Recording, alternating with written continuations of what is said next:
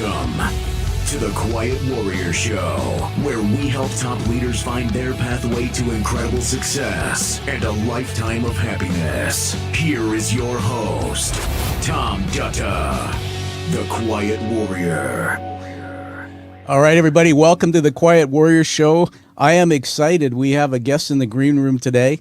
I'll just call him the guest that has two first names. How about that? He's an amazing guy, and we've just been riffing off camera. Let me tell you a little bit about our guest. Boy, how did he come to me? He came through a connection, and this guy's got. If I drew a road map, it'd be here to here to here. I saw California, L.A., and just moved to Palm Springs, Rancho Mirage. He's got a couple dogs, Baskins and Baker. Get excited about that. But this man has a lot of depth behind his story. His name's Craig Bruce. He's a former burned out global executive, and he struggled with exhaustion, poor sleep, inconsistent food choices, feeling confident in his own skin. When I'm reading that, does that sound like you? Is that a little bit if you're a traveling executive or just somebody who's trying to manage life? Do some of those things come up from time to time? He's so driven that his global lifestyle started to impact his health, and then the downward slide. You'll hear a bit about that in depth and what he did to actually turn it around. He's an international speaker, and he shared the stage with many notable people. But today it's really all about Craig Bruce. He was asking me up front on the show. He said, when you I first asked to be on your show, Tom, because I said to Craig, and I do this with all the guests, said, I almost said no. It's nothing about Craig, but I was looking at, okay, what's the deal here? So when he answered the question, everyone, what's your gut punch? What's your backstory? Because that's really what makes our guests relatable to, ordinary people. This is what he wrote. He said, for 25 years, I led the life of a busy global executive, 2.5 million miles on one airline and 1 million miles on another. I actually bragged about this status. Looking back, I was living, but I was not alive. Life was great until it wasn't. One day, my doctor ordered bedrest, and then you can fill in the blanks as we talk to him. That's why I love this guest and what makes him real and relatable, because there isn't one person out there that I know that doesn't deal with this pressure of life. And so let's bring on the show now. He's been patiently waiting. Craig Bruce, welcome, Craig. Hey, Tom. It's great, man. I'm super excited about our conversation today and super honored and absolutely love what you do. Thank you for doing it. Oh, that's awesome. That's awesome, man. So let's go right back to a few surprises on the show here. In researching you, Craig, I was quite amazed by a little nugget I found. So I'm going to put a picture up here and just show our audience.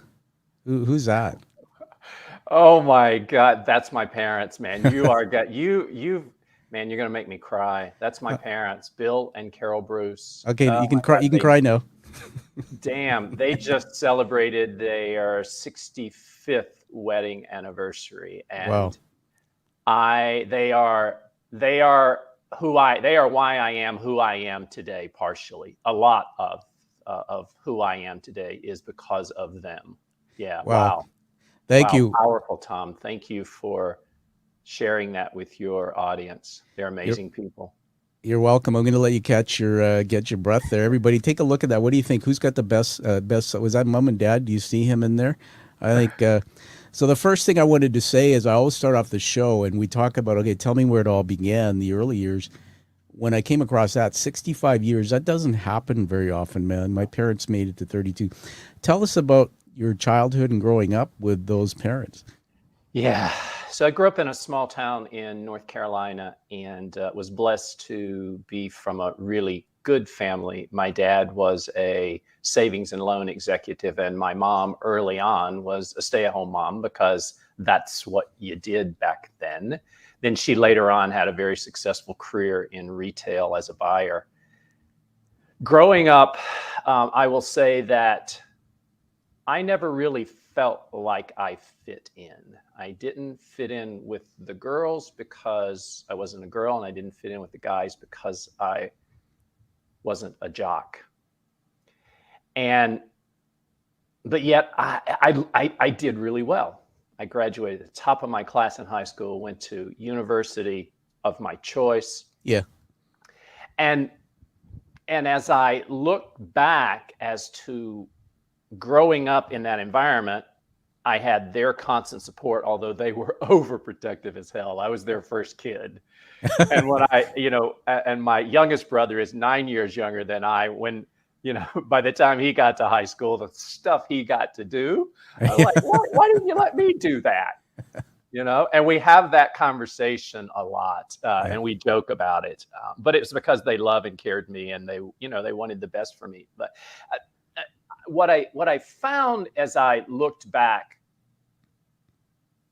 as to why I was so successful back then, it's because a couple of reasons. One is, while I didn't fit in, I focused on what I did best. Yeah. I found what I call today my superpowers, and I did it in community. I found my tribe along the way. Yeah. And I think that is so relevant to living this life that we're living today as a busy executive as well. I just want to chime in there. Thank you for your integrity. I've been madly making some notes here on my paper. Everybody, these are teaching moments. We've got Craig Bruce here, and the teaching moments, we just showed a picture, a wonderful picture. We'll flash it up again. If you're on the podcast, you can't see this, but on the video, YouTube premium video we're going to do, that's a 65-year-old marriage there. And so we heard, I'm just going to play this back here because I'm finding some nuggets in my head here. That first of all, you didn't fit in, or that's what you felt. And I'm always fascinated how at a younger year, and you and I are kind of the geeks of science, that in the first 25 years, I know the brain, all the circuitries laid down for the rules we live our life by. Don't have the frontal lobe as a kid. I found this interesting. It made me think about my wife. You said I wasn't a jock, but I was very successful. And it's an evocative question that who says that getting top grades and being top of class is success? Yeah. And yet who says being a jock is? My wife's Italian, but she would never have dated me in high school.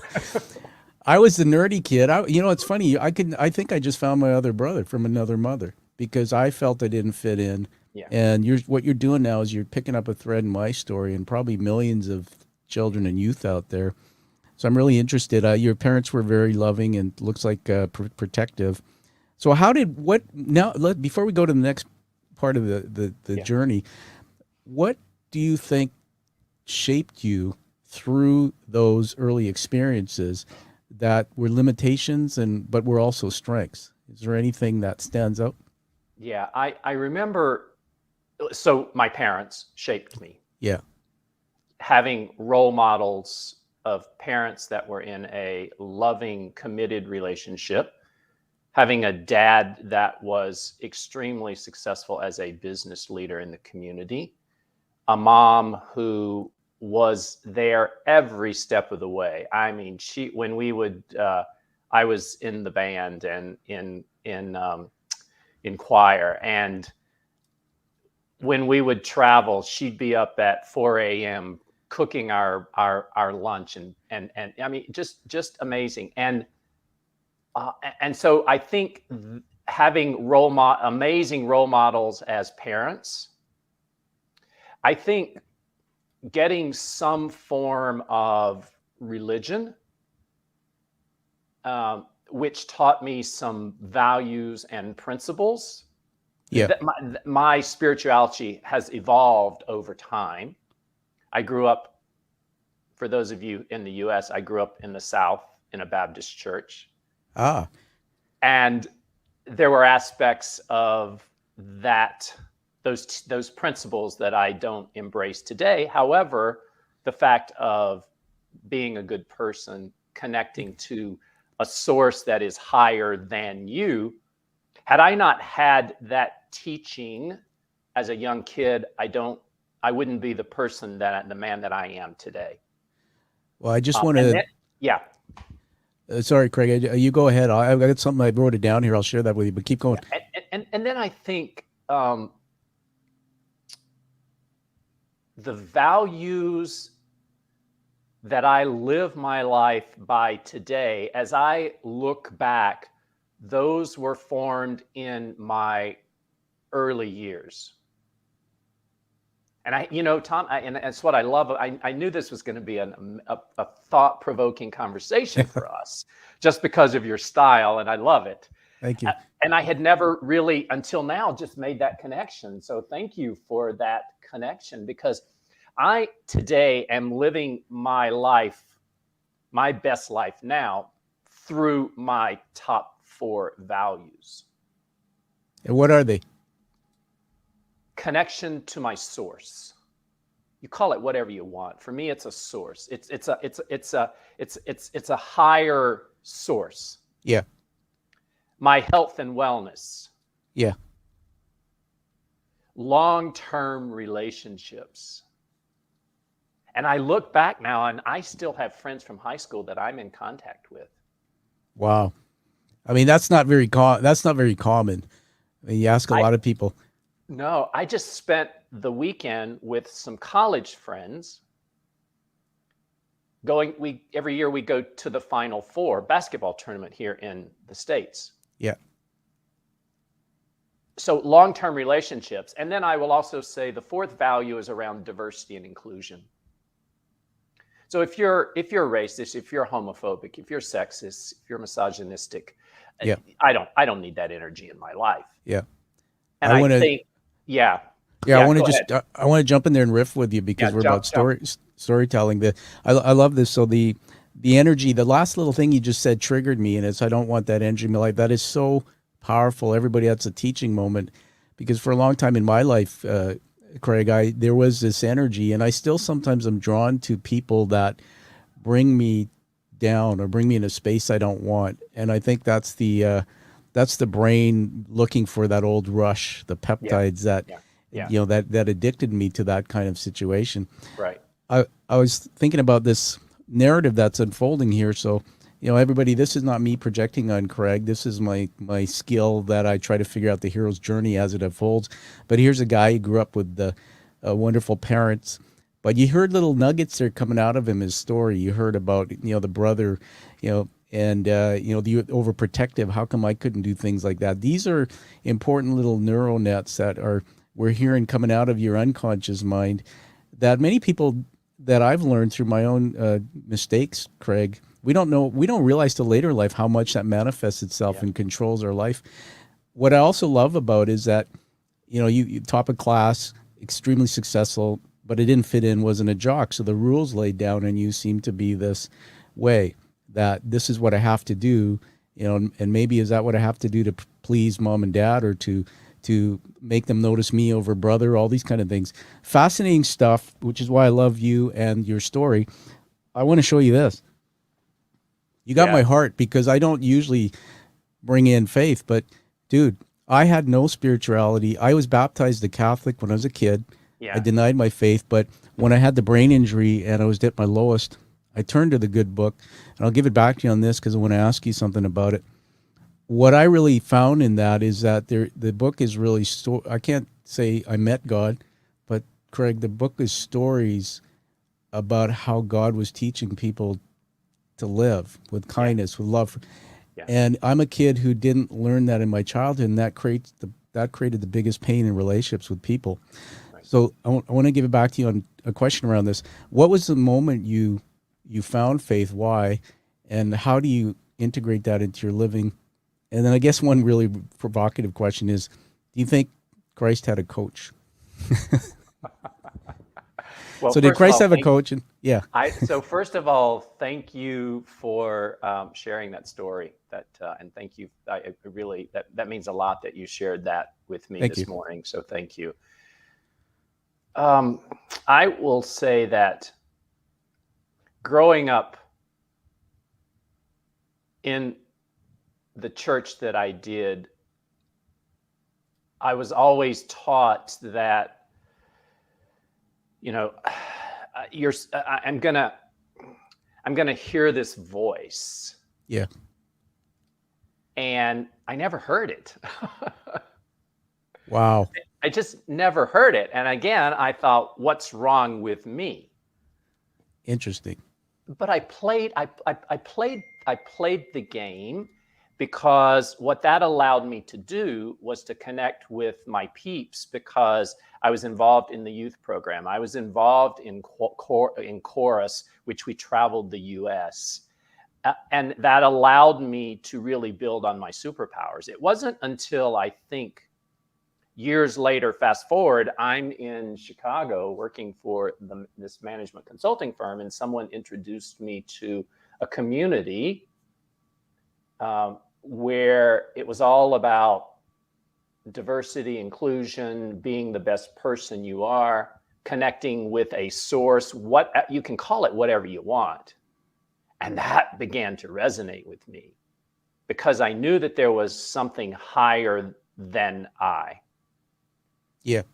And that's again, and so today, years later, part of my morning ritual, the first thing I do before I get out of bed is connect to that source. Tell me more about that. Yeah. Tell me more about that before you talk about what you ask yourself. How do you connect to that? So source? I connect through that through guided meditation. I am part of a community, and anyone can be part of the community because it's online. It's the Agape Spiritual Center. Yeah. Founded by, here in Los Angeles, founded by Michael Bernard Beckwith. And during COVID, they started Monday through Saturday actually having prayer sessions, meditation sessions. And I attend those, and it's all about just being quiet and listening to my body and listening to my thoughts. That's amazing. And also visioning where I want to be. I love that. You're preaching to the, no pun intended, preaching to the choir. Because everybody, we're here with Craig Bruce, and he's talking about his journey through growing up into executive life and then hitting the wall of burnout and then coming through that with discoveries. We'll get into more of that in detail. But this thing about meditation, I just want to share this quick story that when I had the brain injury, I was at a neuroplasticity clinic, and they had me do 2 full 20-minute meditations a day. Yeah. And I realized the power of that, bringing the brain waves down to almost an alpha state, the slowest. Yeah. And it's just bizarre what you can connect to. I really like that spiritual connection, and thank you. For all of those out there who haven't found the thread of faith in your journey, I just want to say, read books like Think and Grow Rich, Napoleon Hill. He talks about, faith in a different way, but gosh, when you can just check it out. Turn to someone who, like Craig, give him a call and get him to help you understand how he brings that element into his story. All right, let's get into the next chapter of the story. So we came through the childhood, we're kind of here, and then you get into this consulting career. I think it's Hewitt Associates, who are no longer now, they were merged, and you left 25 years. Tell us about that chapter, what you want to, but how that led to the B word. Yeah, the B word. And you know what? I got to tell you, I am sharing stuff today. You're bringing stuff out in me, and man, I'm. Let's keep going. Thank you. Yeah. And I love sharing this stuff. I mean, imagine. And I know you can imagine. Imagine that you're boarding your last flight home or your return flight home, and it's been a 15-hour day, and you probably have another 3 to 4 more hours before your head hits the pillow. And as my Southern grandma would say, and for those of you, I was sick as a dog, Wow. And I get settled into my window seat, and the flight attendant approaches me, and I think she's going to ask me what I want to drink. But Tom, instead, she leaned over and said to me, "You look horrible." Truth. And that was By the way, what did that make you feel in that moment? Do you remember? Well, I'll tell you. I turned and began to stare at my face in that airplane window because I could see my reflection, and tears welled up. And I just said to myself, Craig, You're a grown man crying in public. Stop it. Your life sucks. Wow. But here's the interesting thing. To everybody else, Tom, I was killing it. Man, I was killing it. But you know what? The truth was I was killing myself. All right, let's just catch a breath there for a minute. Everybody, teaching moment. Wow, we're going to honor Craig for saying something that many people are going through or have gone through, but will not say. Craig, thank you so much for that. I can just capture that image in my mind, everybody being on an airplane and looking into the reflection of the window where he sees his eyes welling up. By the way, the same kind of well up, but a different kind of meaning when we put up the pictures of your parents who are married 65 years. You are a man who has humility because you can show emotion. I love that about you. I was in an executive career, and I know what that feels like. I want to ask you this, I use the term success chaser. What was driving you for 25 years to do that 15, 18-hour days? And in that moment when you realize, when somebody says to you, the airplane attendant, you look sick. How did that change you? What happened? What did you do next? Yeah. What was driving me was the fact that I was addicted to success. I was addicted to being around successful people and the way that made me feel. Because remember, very early on, I didn't feel like I fit in. A clue. Make the connection there, my friend. Yeah. And I would work because I would get acknowledged and I was fitting in. Yeah. And also, I was getting paid a lot of money. Yeah, money matters until you lose it all or something happens. So I just want to jump in there. So defining, basically, a lot of men just that I've interviewed define themselves on success, on their careers. Yeah. I did a fair amount of studying of the dopamine system, which is the source of motivation. I think you'll tell us a bit about science as well. And I'll tell you the truth why I was addicted to success, because I had the same kind of wake-up call that I learned through my own self-development, Craig, that I was really seeking for the approval of my dad, the connection that I never got, because he was a violent alcoholic and I was homeless when I was about 12. Yeah. I was the same. People on the outside were saying, and I know a lot of executives, that's why you're blessing us with your story. A lot of people say, wow, man, look at that Craig guy. He's like winning awards. He's killing it. He's crushing it. He's getting paid well. And on the outside, but on the inside, you're melting into this emotional puddle from what we're hearing. I believe, and I'll give it back to you with an evocative question, that when we hit the wall, we hear this call to adventure, to go and do something different because there's too much pain. Sounds to me like that was your moment. And so let's take us into the turn from there. I want to just talk about your website for a minute. So Craig, while I'm doing this, just talk to us about from that moment, and then I think the career at the consulting company came to a close for you. Yeah. Where did you go with all that? What turned you into this path of helping other people? Yeah, well, the very next day after that flight attendant made this grown man cry in public, I landed in my doctor's office and she ordered bedrest. But Tom, you know what my version of bedrest was? I can tell us. It was my laptop, my cell phone, and conference calls from my bed. Oh my goodness, you bad boy! Totally, and honestly, it was in that moment that I knew that my current lifestyle had become my new normal. Yeah. And I want to repeat that because I know that there are lots of high performing business leaders out there that are in the same situation. Yeah. Their current lifestyle has become their new normal. A fish doesn't know it's in water until it's not. Ooh, I like that. And I'm not saying you have to take the route that I did and retire and then start a second career. Yeah. However, what I am saying is that you can continue to achieve even more success in your career without sacrificing your life and key relationships. That's Because, amazing. I've got yeah, this website now. I'm just going to pull it up, so we're going to take a look at this.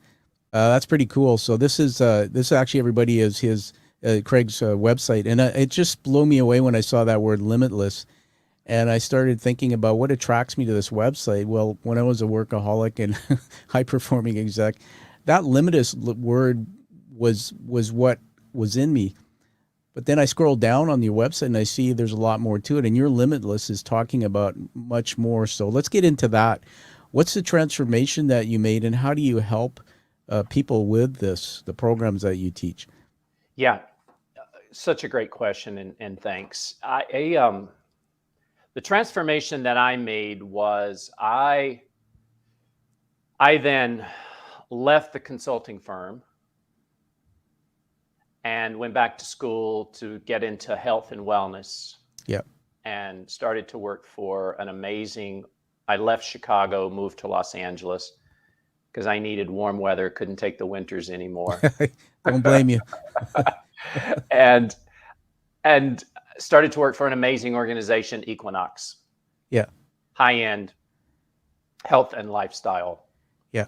organization here in Los Angeles. And I was coaching people like me. What do you mean by high end? Do you mean that they're catering to clients who are mostly the high income earners? Yeah, Okay. yeah, yeah. And then after 4 years, I said, I don't need a boss. Mm. And I started my own firm, and that's when I founded Evolve Health and Lifestyle. And what we're doing, my team and I, what we're doing every day is we're empowering, and I love that word, empowering, high performing business leaders to achieve even more success in their career without sacrificing the things they've had to sacrifice along the way, parts of their life and key relationships. Yeah. So that they're living their best life now. I love that. Everybody, you need to connect. I'm just going to put the website up again here. Connect with Craig. There's the website we got on the stock ticker. And I noticed on your homepage there's a way to get a hold of you. I just want to share something. We're live, and we have people who are chiming in with feedback. This is somebody from LinkedIn who just wrote this. A fish doesn't know it's in water until it isn't. Mic drop. Wow. Thanks, Thank Leslie. you. Yeah, that's awesome. And so, we got some fans out there already who are chiming in. Let's go back, and everybody, the hero's journey narrative that's evolving here is, here's a guy who grew up, his parents 65 years, married just this year, had examples of what success looks like, had a brother, and went through that usual competition with siblings, comes into his own right, gets into high executive work, goes through the journey of, I hate to say it, what most executives do, which is a meat grinder of time and space, and finds himself in a hospital bed, takes a full turn and starts working with high-end or high-level executives to teach them about the new life that he's created through that adversity. They say diamonds are created by pressure. And I really love the fact that you are taking your own story, because I think you're relatable, Craig. If I want to find somebody who's going to coach me, and I'm a high level executive, I'm grinding away, I'm not telling people I'm dying inside. I want a guy who's been down that journey before and actually turned the corner. Take us into a few things about the work you're doing. I noticed on your website there was a free downloadable thing. And just there's some nuggets, but anything you want to tell us about that? I would say here's why I know the world needs what I do. Yeah. And I'm going to share a couple of statistics. Is that okay? Absolutely. In a recent global study of 15,000 leaders around the world, yeah, in about 2,000 organizations, Tom, 60% of those leaders reported that they feel washed up by the end of the day. 60%. Oh my goodness. 60%. Wow. Something's broken, isn't it? Yeah. Holy smokes. I also, and this I just found this study, and I haven't delved into it, but I know because it was published in Fortune that it's a reputable, that 53% of women reported that they feel lonely at work. And 30% of senior level women say they feel as if they don't have anybody to talk to about work. And 2/3 of the women in this study also said that work combined with their home responsibilities is causing burnout, overwhelm, and stress. Oh, And we those are also know that it's exacerbated for women of color.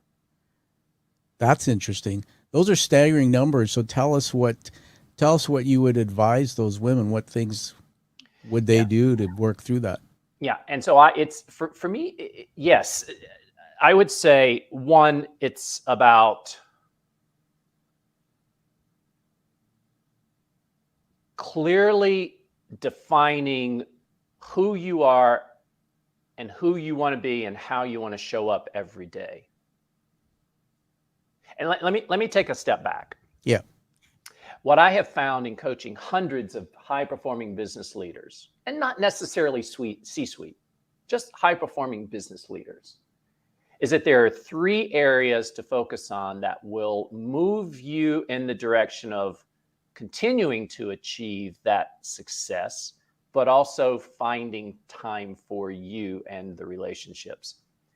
And those 3 areas are, and I'll tell you the 3 areas, and then we can talk about them if you want to go down that route. Absolutely. The first area is consciousness, and most people think about that as mindset. I think it's a higher level of mindset, of understanding who you are, how you want to be. That's the first area. Second area is lifestyle. And lifestyle is the choices, the decisions that you make daily that support your health, wellness, and most importantly, your longevity. Sure. And here's the third one that most people don't really think about is community. So consciousness, lifestyle, and community are the 3 areas that, as I'm working with these high-performing business leaders, that we focus on. I'm just making notes madly here. So consciousness, lifestyle, community. Tell us a bit about consciousness. Define that? What are you talking about? For me, consciousness, and I tend to simplify things. Please. You're talking to us, as I was once called in school, a simpleton. yeah, man, you're more than a simpleton. You're amazing. Thank you. Consciousness is who you're being and how you show up every day. Wow. And let's get clear. And it involves 3 areas. First area is growth. So having a growth mindset. Not an issue with most of the people I work with. Yep. Second is clarity. It's getting clear on who you are and who you want to be. And then the third aspect of consciousness is intention. One of my mentors here, I mentioned his name earlier, Michael Bernard Beckwith at the Agape Spiritual Center, and he's all over. He's been in The Secret. He's been on Oprah. Just an amazing, transformational person. With regard to intention, I love this quote. He says, "With intention comes clarity. Without intention, you have default." That's powerful. Everybody, teaching moment. With intention comes clarity. Without intention comes default. What's an example of intention? Something you might do in your day. Yeah. So for me, and we build intentionality into morning rituals and evening rituals, which is also part of lifestyle. That's cool. So here's an example of intentionality. And I'll just share with you my morning ritual. My morning ritual is before, I'm up by 5 a.m., 5:30, don't really need an alarm. Before I get out of bed, we talked about, I connect to my source. Then I have 2 dogs that are sitting there waiting for me, and I have to take care of them. You got to tell us the names again. Come on. Baskins and Baker, and those are family names. Those are my kids. All right. So I'm very intentional about how I start my day. I drink water, I hydrate before I caffeinate. There's all kinds of science as to why we want to do that. I'm very intentional about getting some morning sunlight because it resets my circadian rhythm, boosts my cortisol, which is my stress hormone, and also it keeps me energized. And I also, because I take my shoes off and walk in the backyard and get connected to the earth. Okay, I gotta just tell you, you got to talk about Palm Springs, man, because we were just talking offline. I mean, bring that into this little piece you're doing here, because I think everybody would want to come and have that. Yeah, I just moved from Los Angeles to Rancho Mirage, which is a bit south of Palm Springs, and it's actually it was part of my plan. So again, being very intentional about who I am and how I show up and how I'm going to live my life through my values. That's, Tom, and you can see I'm passionate about this. That's Absolutely. What intentionality is. Yeah, I see. First of all, everybody, teaching moment, intentionality. We'll come back to the show. Watch this clip. We're with Craig Bruce, and he's teaching us something here. Look at the passion when he said what he said, the inflection in his voice, his body language, just that energy. I just want to mention that before the show we were talking about Rancho Mirage. And man, you were explaining about how the mornings you start with bare feet and you're walking out. And I'm thinking like, dude, you just gave us a gift there. It's like, why don't we all start out with creating that future vision of the life we want? Not necessarily the life our parents or some influencers in business said let's start with that and let's build that life. And so I'm just reading my notes here. You know, he's got on his website, Limitless, being intentional. And this thing about, I want you to just help us understand something quickly. Yeah. Connecting to my higher source before I get out of bed. How do you do that? What are you physically doing? Are you having a mind talk with, your higher source or what? Yeah, again, it's that guided spirituality. It's that guided prayer, meditation. Yeah. And then it's getting focused. It's getting and as part of that, I ask myself 3 questions every morning. Question number 1 is, how am I going to show up today? Right. Again, intentionality. Yeah. Number 2 is, what 2 or 3 things, actions do I need to take that are going to move me forward in my life and in my business? And then the third question, and I just drew a blank. There's a third question I ask, and that's all right. There's a really cool downloadable free giveaway thingy on your website that I'm going to pump up a bit. Yeah, that has some of that in it. Yeah. Let's have some fun with this and go back to when you were this grinding executive. Tell me what the first hour of the day would look like when all this stuff didn't exist. Yeah. So the first hour of the day, that's such a great question. That's why I love talking with you. Is you're bringing in a perspective that a lot of podcasters, haven't. I just love it. So thank you for that question. You're welcome. Well, first of all, the night before, I would have fallen asleep on the sofa and probably woken up at 1 or 2 a.m. and then gone to bed.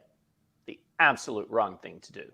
Yeah. So I didn't set myself up the night before for success the next day. That's part of the conversation I'm having with my clients, and we create an evening ritual. Cool. So back then, the alarm would have gone off. I wouldn't have gotten my 7 to 8 hours of sleep. I would have crawled out of bed, most likely gone to the gym, not taken any time to kind of think about my day, my connection to my source, and I would have just jumped into the day.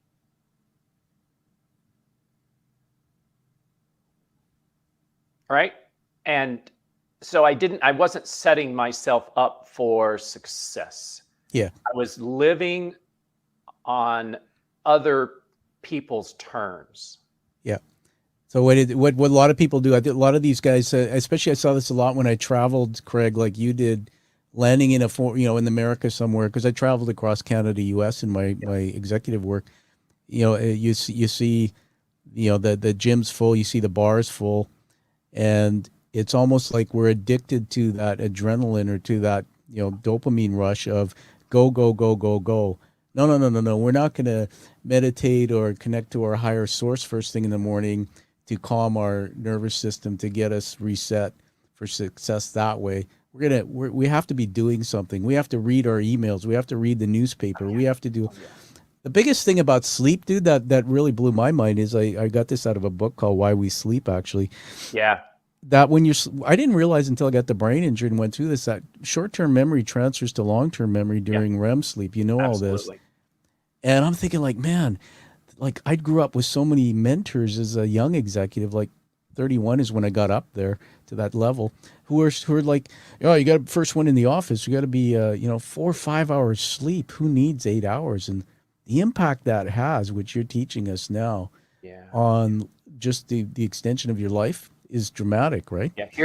And I love that you bring in that science, and that is such a great book. It is, it's one of the key sources that I use. Women, listen. All right. We know that when we get into deep sleep and REM sleep, primarily REM sleep, is that there's a process in the brain, the lymphatic system, that actually flushes out the proteins and the toxins in our brain. When we don't get into that REM sleep and that process doesn't work, those toxins stay in our brain and build up. And those have been linked to Alzheimer's and dementia. Oh, guess who's 2 times more likely to have dementia and Alzheimer's? Women. That's crazy, man. Oh my goodness. Just that one nugget is worth coming back again and again. Speaking of women, I want to just put this on the screen. Here's a woman. She's talking to you. That's my wife, Anna, actually. And she's Anna, hi. Hello. Thought-provoking, much needed in the business world. Anna is a career banker, by the way. That's where we met. But she's seen me as a C-level guy going through that same experience, falling asleep on the couch, not getting sleep. This thing about you guys, how long? You guys, I think you guys have been married. How long? 26 years? Did I hear that somewhere? Close. It'll be 28 in January. Okay. I must have been listening to an older podcast. Congratulations. Thank you. And that's why I have such admiration for your parents, that 65-year photo, because it hasn't been a straight line up. I mean, we cannot walk through the door without being competitive. Yeah. There's been times in our marriage where we weren't sure whether we would finish the journey because, we're opposite personalities. But the interesting thing is when we both started listening to guys like you and turning to looking after ourselves, learning about how to care for the brain, care for the soul, care for the body, bringing some faith in there, we became stronger, better people. I love it. And back to my childhood, or back to most of it, I'd say 90% of the youth who come out into the world to run the world don't get that kind of development. And we love our parents. I just want to say this to honor yours and mine, that we love them. They did the best with what they had, Craig. Yeah. But the world's changed, and the type of learning and education, even about sleep and all that, wasn't taught to them. Let's go to one thing I want to share on the screen here as we're getting close to the end of this today. Lots of little surprises today. So this, tell us what this is we're looking at, man. Yeah. So this is a complimentary downloadable file that I put together. It's my 3 secrets to ignite you and live limitlessly now. And so everything that I've talked about today and shared with your viewers and listeners, you can get this download, and it'll walk you through the 3 secrets that I have found that Well, that will change your life. everybody loves an author. You're an author when you publish a piece, and everybody loves the author to talk. It's like going to a book reading. So I know it's small on the screen here, but read a few off this one that I've highlighted. Protect your sleep with a bedtime routine. Just read out of 3 of them. Yeah.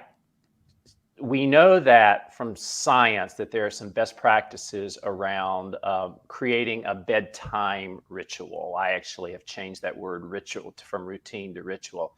And one is, go to bed at the same time every day or close to it, because our body loves the consistency. Mm-hmm. Most importantly, put down these dang electronics. Yeah.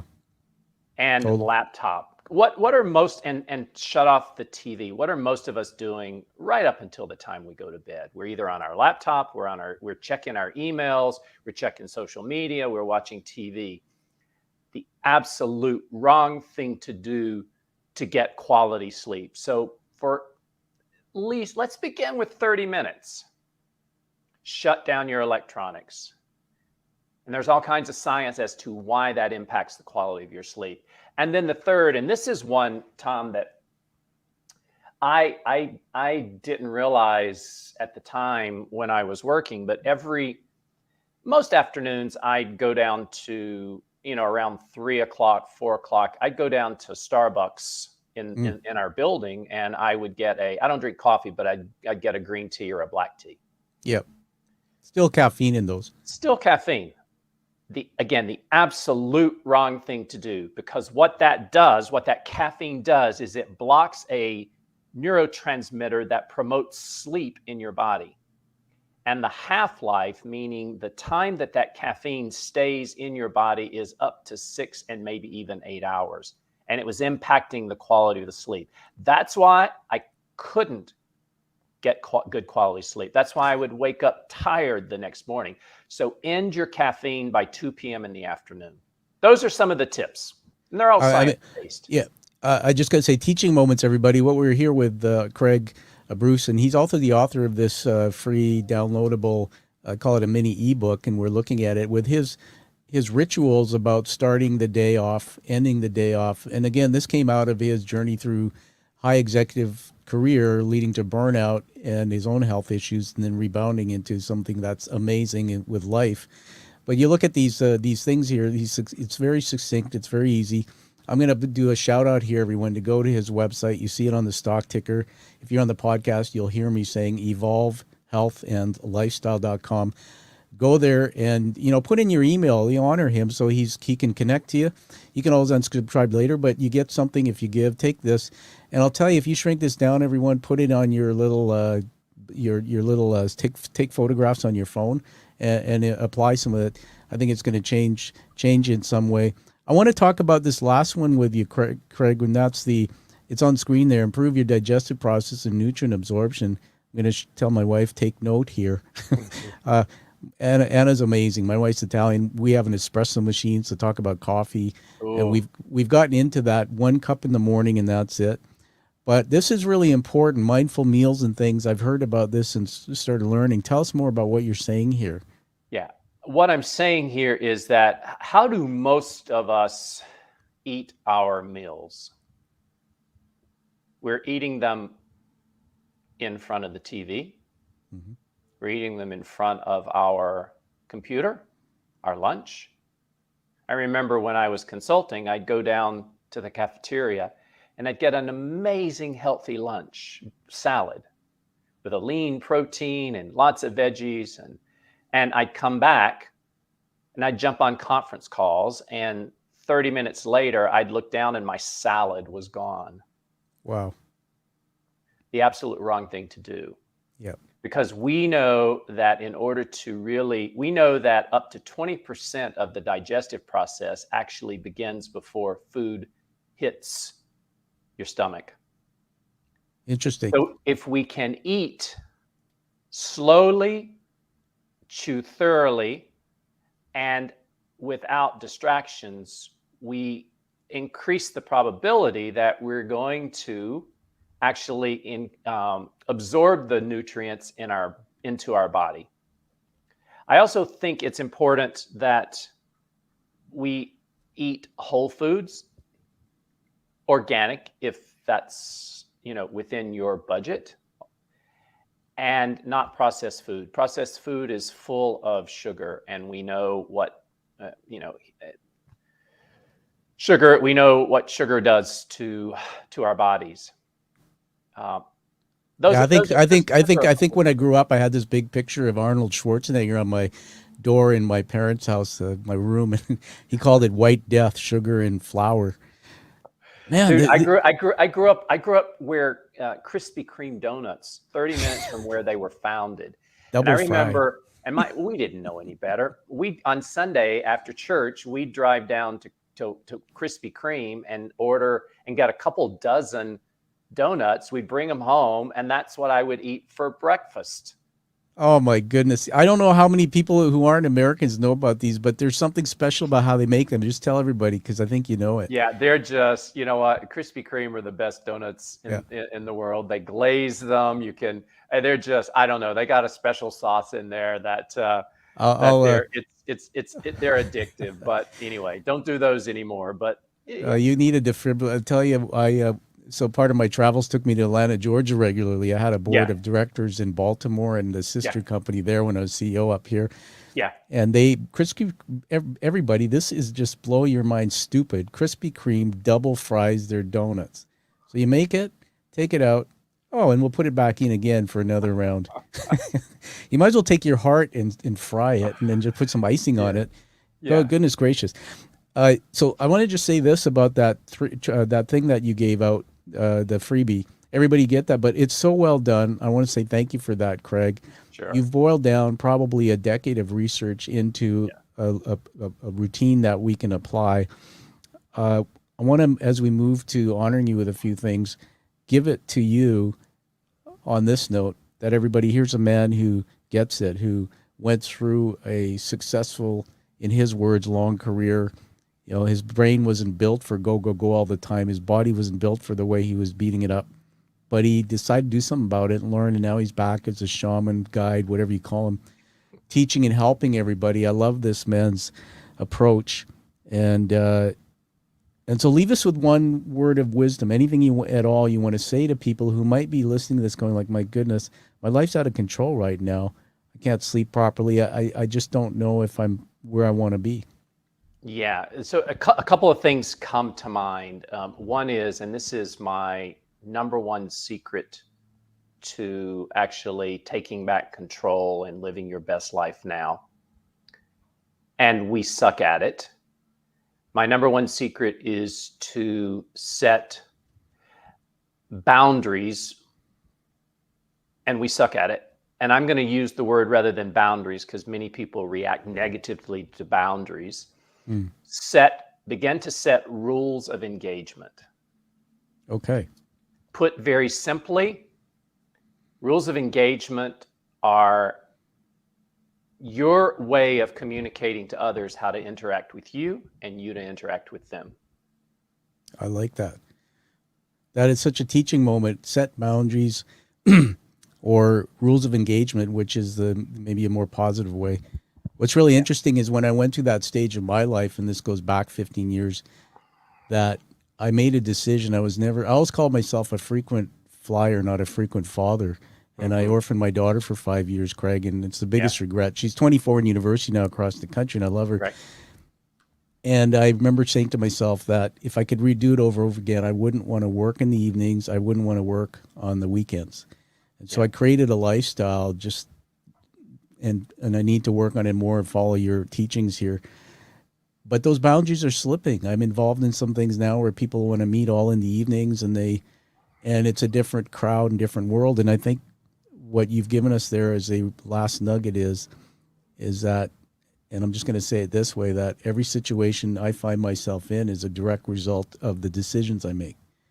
And you've really helped me to be able to walk away from this show and re-examine those boundaries. And that's a takeaway for me. So thank you for that. Good. We want to honor you with a couple things as we move to wrap up. I don't know if you know about this, but we do some pretty funky things on the show here. Who's that handsome guy? You still got the coiffed hair. I'm jealous. Where did that come from? I got to come down and spend some time with you. I will come down. Yeah, we're connected for life now for sure. And I wanted to put something up here on the screen. I'm going to share my. Wow. I love it. I can see it. Perfect. It's gorgeous. They're doing something with some pain in their life that they've turned into a purpose. So these are in 17 countries now, and you're now connected to a community of warriors. So welcome. Thank you. And the other thing I want to do is I want to honor you with just a few leadership words. I write these down as I'm speaking. So the first one is limitless. You are limitless, man. And number 2 is intentional. You are intentional. From everything you talk about, and even you explained to me up front about what you're doing with your life, moving to where you live, amazing. Your diversity, and I say diversity from diversity of thought, and you have a really nice way about you of connecting thought to stories, which then triggers me to have the same deep thoughts. Your connection, going out and doing these type of interviews and things is work. I appreciate that. You're involved in a group, Every Man. I appreciate that, and you're giving us something there. And then the last one is health and wellness. You just look healthy and you sound healthy. So, if I come and see you, well, I'll bring you a box of Krispy Kreme and donuts. Try to knock you back to your senses there for a minute. What we're going to do is really give it to you for the last word. So where people can get a hold of you, anything at all. I'm just going to put up another triple hearts here. We're getting some feedback from one of your fans. So wow, last word to you. Yeah, last word to me is I want everyone to remember it's about progress, not perfection, and small hinges swing big doors. Say that last part again, that last quote, small hinges swing. Small hinges swing big doors. Wow, that's pretty insightful. Like just writing that down on my paper. So everybody, we're going to say bye to Craig Bruce now. Craig, you'll have to come back again and share more of your wisdom. And there's more stories to tell. Everybody, please get a hold of Craig. Go to evolvehealthandlifestyle.com. Download his free ebook. It's full of nuggets you can apply right away. And again, thanks for being on the show. It was just an absolute amazing storytelling with you, Craig. We'll see you again soon. Thank you. Right. You're amazing. All right. Thank you. Thank you for listening to The Quiet Warrior Show. Create is a motive-based leadership development firm. www.kreat.ca.